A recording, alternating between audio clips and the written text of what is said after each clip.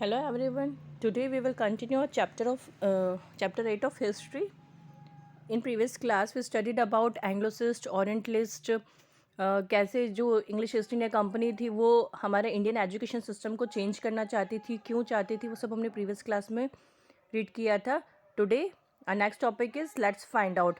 ये two figures दिए हुए हैं. फिगर 2 में इलस्ट्रेशन दिया है विलेज स्कूल का बंगाल में लेट 18th सेंचुरी में. कैसे लोग ग्राउंड पर बैठ के ही पढ़ाई करते थे और सब कुछ ओरली पढ़ाया जाता था, रिटर्न वर्क कुछ नहीं होता था. और फिगर 3 में इलस्ट्रेशन दिया है क्लासरूम का एंग्लो वर्नाक्यूलर स्कूल कराची का 1873 का. दोनों में डिफरेंस क्या है? फिगर 2 में जो बंगाल का विलेज स्कूल है वो एक वर्नाक्यूलर स्कूल है, मीन्स जो लोकल लैंग्वेज में पढ़ाया जाता है, ग्राउंड पर बैठकर, कोई बुक्स नहीं है, कोई रिटर्न वर्क नहीं है. ओके. और फिगर 3 में दिया है Anglo vernacular school, means Anglo word आ गया इसमें, मीन्स वो लोकल नहीं हुआ, उसमें इंग्लिश या जो ब्रिटिश उनका जो पैटर्न था पढ़ाने का वो फॉलो किया जा रहा है. उसमें एंग्लो वर्ड भी है और वर्नाक्यूलर भी है, मीन्स लोकल भी है और कुछ उनका भी मिक्सअप है इसमें ब्रिटिशर्स का. ये कराची का स्कूल 1873 का. कैसे वो प्रोजेक्टर के थ्रू टीचर पढ़ा रहे हैं, स्टूडेंट्स जो हैं वो बेंच पर, चेयर्स पर बैठे हैं. ओके. सो ये डिफरेंस था वर्नाक्यूलर और एंग्लो वर्नाक्यूलर स्कूल्स में. Okay. So let's no more local vernacular schools. Figure 2 जो अभी हमने देखा उसमें शो की गई है विलेज पाठशाला, जो कि इंडिजिनस सिस्टम था एजुकेशन का, जो कि 18th सेंचुरी के बाद और ज़्यादा डेवलप होता जा रहा था. विलेज पाठशाला के अलावा लोकल मदरसास भी होते थे जो कि कंट्री में लोकेटेड होते थे, जहाँ पर ट्रेडिशनल एजुकेशन दी जाती थी स्टूडेंट्स को. ये जो इन डेप्थ नॉलेज था, इंफ्रास्ट्रक्चर था, जो फंक्शनिंग हो रही थी लोकल पाठशालास की, उसको लेकर विलियम एडम ने रिपोर्ट सबमिट की थी कंपनी को कि कैसे एजुकेशन सिस्टम उनका और प्रोग्रेस कर रहा है वर्नाक्यूलर स्कूल्स का. कहाँ पर? बंगाल एंड बिहार में. इस रिपोर्ट के अकॉर्डिंग उन्होंने बताया कि मोर देन 1 लाख पाठशालास बंगाल और बिहार में हैं, जो कि सेटअप की गई है किसके थ्रू? वेल्दी पीपल्स के थ्रू. जो लोग वेल्दी होते थे, जिनके पास बहुत सारा पैसा होता था, वो लोग पाठशालास, मदरसास वगैरह सेटअप करते थे. वहाँ की जो लोकल कम्युनिटी होती थी वो लोग भी सेटअप करते थे, और जो गुरु होते थे, जो टीचर, ईच पाठशाला में 20 स्टूडेंट से ज़्यादा नहीं होते थे. इसलिए मतलब हम अगर कैलकुलेट करें तो 1 लाख पाठशाला चल रही, मीन्स 20 लाख स्टूडेंट्स पाठशाला में पढ़ रहे हैं. पाठशाला में एक फ्लैक्सिबल सिस्टम होता था एजुकेशन का, जिसमें जो स्टूडेंट्स की नीड होती थी या लोकल कम्युनिटी की जो नीड होती थी उसको देखकर पढ़ाया जाता था. जो उनका सिलेबस होता था, मीन्स ऐसा पर्टिकुलर सिलेबस कुछ नहीं होता था जैसा कि आप लोगों का होता है अभी. सिर्फ वो जो स्टूडेंट्स की नीड होती है कि उसको क्या सिखाना है, वही चीज़ उन्हें पढ़ाई जाती थी. कोई सेपरेट बिल्डिंग्स नहीं होती थी, कोई क्लासेस नहीं होती थी. एक बैनियन ट्री के नीचे वो लोग अपनी क्लास लेते थे, या कोई विलेज शॉप हो गई, टेम्पल हो गया, या किसी गुरु का होम हो गया, टीचर्स होम, वहाँ पर वो लोग क्लासेस लेते थे. ऐसे कोई पर्टिकुलर बिल्डिंग नहीं होती थी स्कूल की, कोई उनके पास बेंचेस, चेयर्स नहीं होती थी, वो लोग ग्राउंड पर ही बैठ के पढ़ते थे. पाठशाला बहुत स्मॉल होती थी, इसलिए कोई सेपरेट क्लासेस भी नहीं होती थी कि क्लास 1 है, ये क्लास 2 है, क्लास 3 है, ऐसा भी कुछ नहीं होता था. ऑल स्टूडेंट्स ऑफ पाठशाला सेट इन वन प्लेस. सारे स्टूडेंट्स एक ही जगह पर बैठते थे, लेकिन उनके ग्रुप्स अलग अलग कर देते थे उनके लेवल ऑफ लर्निंग के अकॉर्डिंग, कि किसका सीखने का लेवल कितना है, उसके अकॉर्डिंग उन्हें ग्रुप्स में डिवाइड कर दिया जाता था. और एक टीचर उन्हें साइमल्टेनियसली पढ़ाता था. ठीक है, मीन्स एक ग्रुप को पढ़ा दिया, फिर दूसरे ग्रुप को पढ़ा दिया, फिर तीसरे ग्रुप को पढ़ा दिया. ऐसे एक ही टीचर होता था और वो पूरे ग्रुप को अलग अलग ग्रुप्स को साइमल्टेनियसली पढ़ाते थे. गुरु टॉट ओरली. ओके, जैसा कि मैंने बताया वो लोग ओरली ही पढ़ाते थे. कोई रिटर्न वर्क नहीं होता था कि टीचर बोल रहे हैं, स्टूडेंट्स लिख रहे हैं, ऐसा कुछ नहीं होता था. वो लोग ओरली ही पढ़ाते थे. कोई प्रिंटेड बुक्स नहीं होती थी, कोई ब्लैक बोर्ड्स नहीं होते थे. जो स्टूडेंट्स सीखते थे वो भी सिर्फ सुनकर और समझकर ही सीखते थे, क्योंकि उन्हें मल्टीपल टाइम्स वो चीज़ मेमोराइज कराई जाती थी. आपको अगर कोई चीज़ बार बार बोलेंगे तो आपको वो चीज़ याद हो जाती है. वही पैटर्न था कि वो लोग एक ही चीज़ को बार बार उन्हें मेमोराइज कराते थे, तो वैसे ही वो लोग सीख लेते थे, उन्हें लिखने की ज़रूरत नहीं पड़ती थी. और वो गुरु ही होते थे जो कि डिसाइड करते थे कि क्या पढ़ाना है, और वो कौन से स्टूडेंट के क्या नीड है उस पर डिपेंड करता था. जो फ़ी होती थी वो इनकम के पेरेंट्स की जो इनकम होती थी उस पर डिपेंड करती थी। अगर रिच स्टूडेंट है तो वो ज़्यादा फीस देते थे, पुअर स्टूडेंट है तो वो कम फीस देते थे। कोई अटेंडेंस रजिस्टर्स नहीं होते थे, कोई एनुअल एग्जामिनेशन नहीं होती थी, कोई रेगुलर टाइम टेबल नहीं होता था। वो फंक्शनिंग किस पे डिपेंड करती थी, जो लोकल नीड्स है उसको सूट करे, ऐसा वो लोग फंक्शनिंग रखते थे। पाठशाला क्लोज रहती थी हार्वेस्ट सीजन के टाइम पीरियड पर, क्योंकि हार्वेस्ट सीजन में जो स्टूडेंट्स होते थे वो लोग फील्ड्स में काम करते थे, खेतों में काम करते थे वो लोग, तो हार्वेस्ट सीजन में पाठशाला बंद रहती थी। Okay, then transition in local vernacular schools. जो फिगर 3 हमने देखा था उसमें हमने देखा कि letter half of 19th century में एक सिग्निफिकेंट इम्प्रूवमेंट आ गया स्कूल इंफ्रास्ट्रक्चर में, टीचिंग मेथड्स में, जो कि वहाँ पर फॉलो की जा रही थी। देखा ना हम लोगों ने, जैसे पहले विलेज स्कूल्स जो थे वो ग्राउंड पर बैठ के पढ़ रहे हैं। फिगर 3 में हम लोगों ने देखा जो एंग्लो वर्नाक्यूलर स्कूल है वो लोग बेंचेस चेयर्स पर बैठे हैं, है ना। सो इंफ्रास्ट्रक्चर में चेंजेस आ रहे थे, टीचिंग मेथड्स में भी चेंजेस आ रहे थे। This was brought about when British government began implementing the provisions for school education made in the Woods Dispatch 1854। ऐसा कब हुआ? जब ब्रिटिश गवर्नमेंट ने उसमें इंटरफेयर करना स्टार्ट कर दिया, एफर्ट्स लगाए उन लोगों ने। वो लोग स्कूल एजुकेशन सिस्टम में कुछ उन लोगों ने रूल्स रूटीन्स लेकर आए, वो लोग स्कूल इंस्पेक्शंस रेगुलर बेसिस पे करना स्टार्ट किया। इंस्पेक्ट करते थे वो लोग स्कूल्स को कि यहाँ पर क्या पढ़ाया जा रहा है, कैसे पढ़ाया जा रहा है, स्टूडेंट्स क्या पढ़ रहे हैं। ओके, इस टाइप के कुछ रेगुलर बेसिस पर वो लोग इंस्पेक्शंस करते थे। कंपनी अपॉइंट करती थी गवर्नमेंट पंडित को, जो कि 4 to 5 पाठशाला उनके चार्ज में रहती थी। पंडित विजिट करते थे पाठशाला को और स्टैंडर्ड ऑफ टीचिंग को इम्प्रूव करते थे कि कैसे और उसमें इम्प्रूवमेंट किया जाए। देन जो गुरुज होते थे वो क्लासेस कंडक्ट करते थे, एक रेगुलर टाइम टेबल होता था। पहले कोई टाइम टेबल नहीं होता था, है ना, अब टाइम टेबल होने लग गया और टेक्स्ट बुक्स आ गई थी, learning through system of annual examination आ गई थी और पैरोडिक रिपोर्ट सबमिट करने लग गए। जैसा कि अभी जो सिस्टम हमारा फॉलो किया जा रहा है, आप लोगों को टेक्स्ट बुक्स होती है, आप लोगों के पास प्रॉपर बिल्डिंग होती है, पर्टिकुलर टाइम टेबल होता है, पर्टिकुलर सिलेबस होता है, एनुअल एग्जामिनेशन देनी पड़ती है, पैरोडिक टेस्ट होते हैं, वो रिपोर्ट सबमिट की जाती है। तो ये सारा सिस्टम बाद में हुआ, पहले ऐसा कुछ नहीं हुआ करता था। Then changes also affected students who now had to pay a fixed fee regularly. अब जो फीस थी वो भी फिक्स्ड कर दी गई थी कि everyone has to pay the fees, equal fees, सभी को इक्वल फीस देना कंपलसरी था। It was made compulsory to attend the classes regularly, classes attend करना भी कंपलसरी था। Sit on assigned seats and obey new rules of discipline, जो assigned seats होती थी वहाँ पर बैठना ज़रूरी है और जो न्यू रूल्स लेके आए थे वो लोग डिसिप्लिन के, वो भी फॉलो करना कंपलसरी था। Pathshalas that function according to new rules were encouraged by the way of providing grants from the government. और जो पाठशाला फंक्शन कैसे करती थी, उन्हें गवर्नमेंट के थ्रू ग्रांट किया जाता था।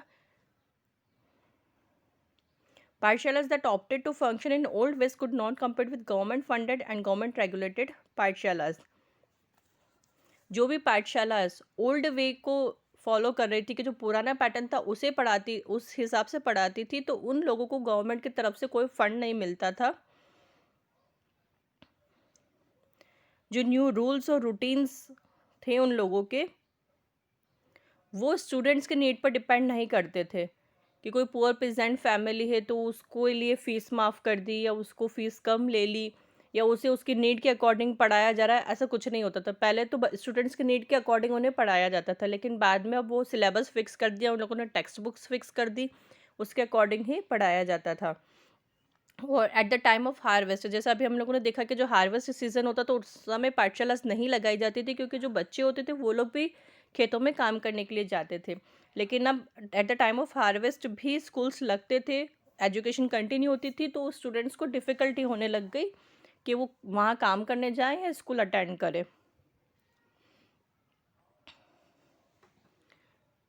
Now the ideas of national education. एक व्यू दिया है रवीन्द्रनाथ टैगोर जी का एजुकेशन के ऊपर। उसमें कुछ डिस्कस किया है कि why he did not favour formal education system that British had introduced in India. Rabindranath Tagore जो थे उन लोगों ने उन्हें जो ब्रिटिशर्स एजुकेशन सिस्टम लेके आए थे उसे वो लोग फेवर नहीं कर रहे थे। तो क्या 2 फैक्टर्स थे जिसकी वजह से टैगोर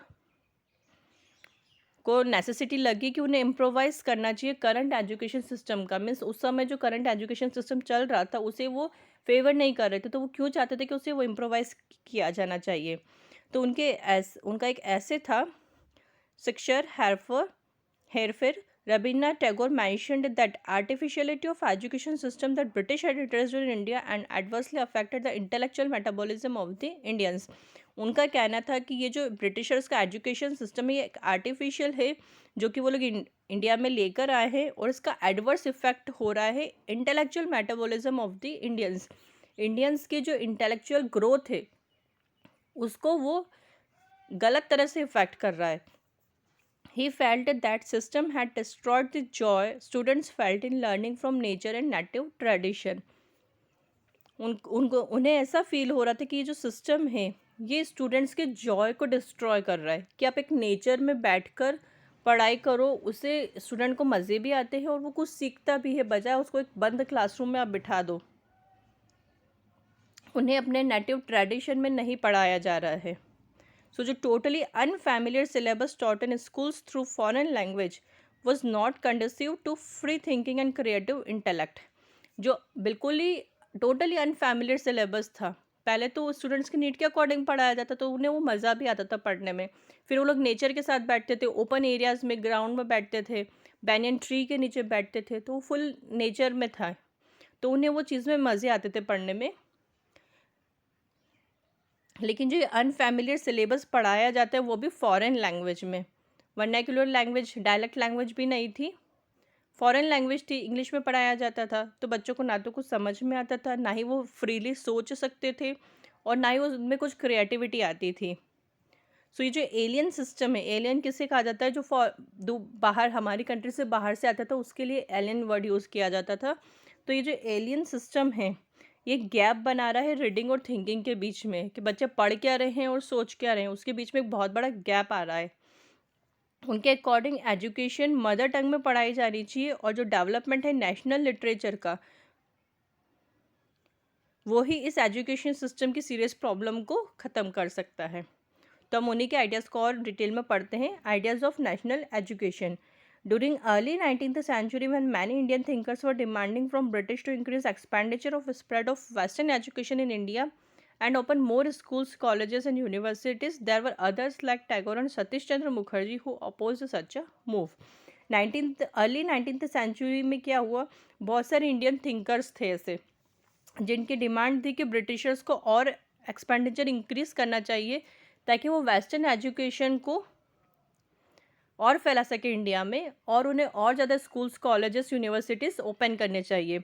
लेकिन कुछ और भी ऐसे थिंकर्स थे जैसे कि टैगोर है, सतीश चंद्र मुखर्जी हैं, ये लोग इस मूव को अपोज कर रहे थे। वो नहीं चाहते थे कि जो ब्रिटिशर्स का या इंग्लिश ईस्ट इंडिया कंपनी जो एजुकेशन सिस्टम बना रही है उसे और ज़्यादा बढ़ाना चाहिए या इसे फॉलो भी करना चाहिए। तो उन्होंने स्ट्रांगली अपनी वॉइस उठाई और वो चाहते थे कि नेशनल सिस्टम होना चाहिए एजुकेशन का जिसमें कि इंडियन स्टूडेंट्स को उनकी मदर टंग में पढ़ाया जाए और उनमें लिटरेचर को डेवलप किया जाए। Many like minded thinkers felt that colonial education system was anti Indian. उनका कहना था कि जो कॉलोनियल एजुकेशन सिस्टम है ये एंटी इंडियन है, मीन्स इंडियंस के अपोज में जा रहा है उनके, and failed to fulfil the needs and desire of nation as a whole. और जो इंडियंस की जो नीड्स होती थी, डिज़ायर्स होती थी, उसे वो लोग फुलफिल नहीं कर पा रहे हैं। The European bureaucrats determined the educational policies of India and implemented them. Indian languages were also being neglected in system that taught through medium of English language. Okay, English language में पढ़ाया जा रहा था, मीन्स इंडियन लैंग्वेज को भी उन लोगों ने नेग्लेक्ट कर दिया था। So need was felt to have a national system of education that would spread learning of Indian traditions and cultures along with modern development, science and technology in own national languages। Tagore ji का कहना था कि चाहे वो development technology पढ़ाए, science भी पढ़ाना ज़रूरी होता है, लेकिन उसमें उसके साथ साथ उन्हें ट्रेडिशनल नॉलेज भी देना कंपलसरी है और उन्हें जो पढ़ाया जा रहा है वो उनकी मदर टंग में पढ़ाया जाना चाहिए बजाय इंग्लिश मीडियम के। तो बच्चे ज़्यादा फैमिलियर होते अपनी मदर टंग से, तो उन्हें उसी में पढ़ाया जाएगा तो ज़्यादा बेटर होगा। इसलिए टैगोर ने 1901 में एक ग्रेट एजुकेशन सेंटर ओपन किया जिसका नाम रखा उन्होंने ब्रह्ममौर्य विद्यालय शांति निकेतन में, और मुखर्जी ने स्टार्ट किया डॉन सोसाइटी 1902 में। In 1906 Tagore and Satish Chandra Mukherjee played a pivotal role to form National Council of Education which sought to bring education under control of Indians. Okay, इन दोनों ने अपने अपने तरीके से इंडियन को लेकर कुछ सेंटर्स ओपन किए। Indian institutions like Bengal national college and school, Kashi Vidyapith, Kangra Gurukul, Jamia Millia Islamia were founded across the nation to promote national education among masses। ये सारे कॉलेजेस स्कूल्स ओपन हुए ताकि वो लोग नेशनल एजुकेशन को प्रमोट कर सके। Then Rabindranath Tagore's educational philosophy originated from liberal environment of his home where he and his siblings could freely pursue musical, literary and dramatic activities। Rabindranath Tagore की जो educational philosophy है कहाँ से ओरिजिनेट हुई? जब उन्हें एक लिबरल इन्वायरमेंट मिला उनके घर से, वो और उनके सिबलिंग फ्रीली म्यूज़िकल, लिटरेरी और ड्रामेटिक एक्टिविटीज़ गेन करते थे। उस समय education in the days of Tagore के टाइम पर जो एजुकेशन थी वो रिजिड थी और डल थी, और and did not cater to the individual needs of students and society. उन्हें ऐसा नहीं लग रहा था कि स्टूडेंट्स की जो इंडिविजुअल नीड्स होती हैं या सोसाइटी की जो नीड्स होती हैं वो फुलफिल हो पा रही है। So Tagore's educational philosophy was further shaped by his experience at school. तो उन्होंने स्कूल से जो एक्सपीरियंस लिया अपने एजुकेशन सिस्टम को लेकर, फिलोसॉफी को लेकर, उसे वो शेप देना चाहते थे। तो कैलकाटा में टैगोर को फ्रीडम नहीं मिली कि जो वो चाहते थे वैसा उन्हें इन्वायरमेंट मिले, उन्हें सफोकेशन हो रही थी। स्कूल का इन्वायरमेंट जो उन्हें एक प्रिजन टाइप लग रहा था, उन्हें जेल जैसा फीलिंग आ रही थी। So he disliked strict rules of discipline at school. उन्होंने डिसलाइक किए जो स्ट्रिक्ट रूल्स होते थे डिसिप्लिन के। Tagore hated going to school. उन्हें स्कूल जाना बिल्कुल पसंद नहीं था और वो मोस्टली एजुकेशन घर से ही लेते थे, सेल्फ स्टडी करते थे।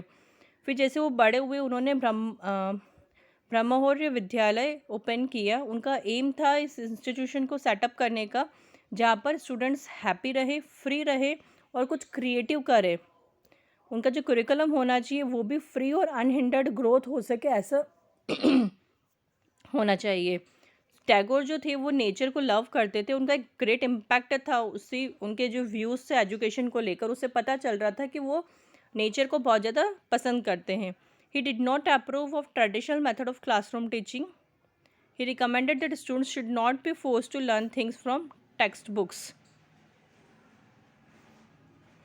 जो क्लासरूम टीचिंग होती है उसे वो अपोज कर रहे थे और उनका रिकमेंडेशन था कि स्टूडेंट्स को फोर्स नहीं करना चाहिए कि वो टेक्स्ट बुक से ही चीज़ें सीखे।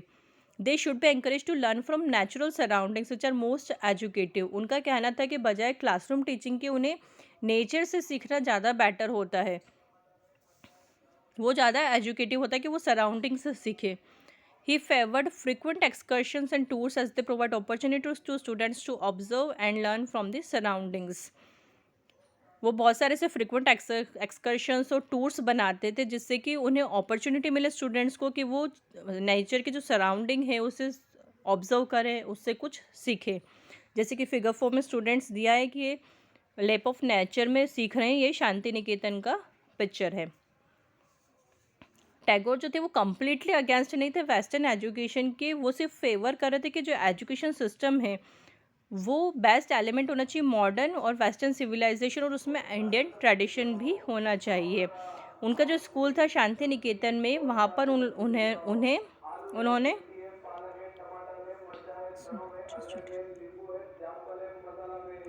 सिर्फ वहाँ पर वो साइंस और टेक्नोलॉजी ही नहीं पढ़ाते थे, उसके अलावा वो क्रिएटिव सेल्फ एक्सप्रेशन भी पढ़ाते थे, जैसे कि टीचिंग ऑफ आर्ट हो गया, क्राफ्ट है, म्यूज़िक है, डांस है, ड्रामेटिक्स है।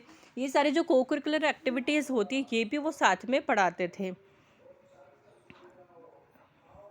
टीचर को भी बहुत इम्पोर्टेंट प्लेस देते थे। उनके लिए जो टीचर है उसे भी इमेजिनेटिव और अंडरस्टैंडिंग होना चाहिए कि वो स्टूडेंट्स की नीड को समझ सके और उनकी हेल्प कर सके और उनकी क्रिएटिव कैपेसिटीज़ को डेवलप कर सके। In a nutshell, Tagore's educational philosophy is based on principle of free environment to seek education. जो उनकी फिलोसॉफी थी एजुकेशन को लेके, वो किस पे बेस्ड थी? फ्री एनवायरनमेंट के प्रिंसिपल पर बेस्ड थी। नेचुरल सराउंडिंग से सीखना और क्रिएटिव सेल्फ एक्सप्रेशन, इनके ऊपर उनकी फिलोसॉफी थी एजुकेशन को लेके। नेक्स्ट है मोहनदास करमचंद गांधी। अब गांधी व्यू क्या थे नेशनल एजुकेशन को लेके? वो भी कुछ कुछ सिमिलर थे टैगोर्स से ही। गांधी जो थे उन्होंने ग्रेटली अपोज किया वेस्टर्न सिविलाइजेशन को और मॉडर्न वेस्टर्न एजुकेशन को। Gandhi felt that English education has enslaved us, English education हमें एनस्लेव्ड कर रही है। जो इंडियन एजुकेटेड है हो रहे इस इंस्टीट्यूशन में, जो कि ब्रिटिशर्स द्वारा सेटअप किया गया है, तो उन्होंने जितने भी रूल्स रेगुलेशंस बनाए सब वेस्टर्न पैटर्न पर ही बनाए हैं।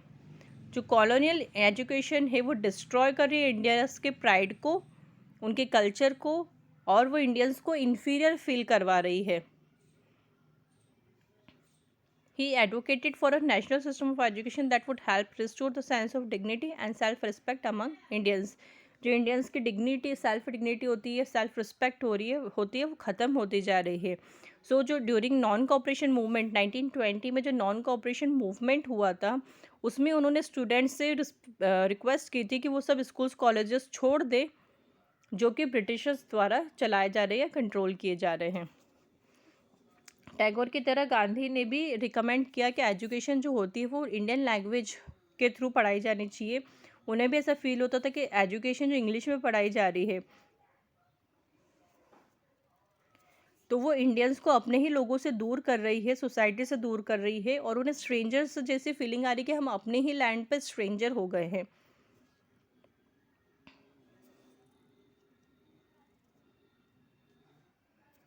Sharing his opinion with Tagore, Gandhi felt that Western education is stressed on learning through reading and writing and valued textbooks rather than real life experiences, practical knowledge. Gandhi ji को भी ऐसे ही feel होता था कि जो वेस्टर्न एजुकेशन है वो बच्चों के दिमाग में एक स्ट्रेस क्रिएट कर रही है, कोई उन्हें रियल लाइफ एक्सपीरियंस नहीं हो रहे, कोई उन्हें प्रैक्टिकल नॉलेज नहीं हो रहा है। He firmly held that literacy in itself is not education. Literacy education नहीं होती है, it is only one of the means whereby man and women can be educated. ये सिर्फ एक तरीका है जिससे मैन वुमेन एजुकेट हो रहे हैं, लेकिन इस एजुकेशन नहीं है। अपने ही व्यूज़ फॉरवर्ड करते हुए एजुकेशन के, गांधी जी ने न्यूज़पेपर था जिसका नाम था हरिजन, उसमें लिखा है कि by education I mean an all round drawing out of the best in child and man, body, mind and spirit. It means that Gandhi wanted education to the means through which children can be helped to develop holistically, that is physically, socially, intellectually, emotionally and spiritually. उनका कहना था कि education ऐसी होनी चाहिए जिसके through बच्चे ये सब चीज़ें सीखे, physically, socially, intellectually, holistically, emotionally, spiritually, सभी तरह से बच्चा एजुकेट हो। उन्होंने एक न्यू स्कीम लेके आए वो एजुकेशन की, जो कि किस पे बेस्ड थे? क्राफ्ट पर बेस्ड थे, जिसका नाम रखा गया था बेसिक एजुकेशन और नई तालीम। इस स्कीम में स्टूडेंट्स को ट्रेंड किया जाता है एक यूज़फुल प्रोडक्टिव हैंडीक्राफ्ट के लिए, जैसे कि स्पिनिंग और वीविंग, जो कि गांधी जी करते थे। उन्हें so that they may become self sufficient and learn dignity of labour, जिससे बच्चा सेल्फ एफिशिएंट हो और लेबर की जो डिग्निटी होती है वो उनमें आ जाए। पर्सनल और कम्युनिटी क्लीनलीनेस भी बहुत ज़्यादा फोरमोस्ट एक्टिविटीज़ है इस स्कीम के अंडर। नेशनल मूवमेंट जब स्प्रेड हुआ, और भी जो थिंकर्स थे उन्होंने भी अपने थॉट्स एक्सप्रेस किए on system of national education. कुछ चाहते थे कि जो सिस्टम है एजुकेशन का वो एंटायरली डिफरेंट हो, जैसा कि ब्रिटिशर्स ने सेटअप किया है, और कुछ चाहते थे कि उसमें कुछ चेंजेस आए जो ब्रिटिशर्स ने सेटअप किए। कुछ चाहते थे कि पूरा ही चेंज हो रहा, कुछ चाहते थे कि कुछ चेंजेस आए। There were some who wanted education for the masses. Debate about what was national education continued after independence to even this days. ये जो नेशनल एजुकेशन है ये कंटिन्यू है आफ्टर इंडिपेंडेंस तक और अभी तक भी। इसीलिए हमारी न्यू एजुकेशन पॉलिसी आ चुकी है जो कि फॉलो की जाएगी अब।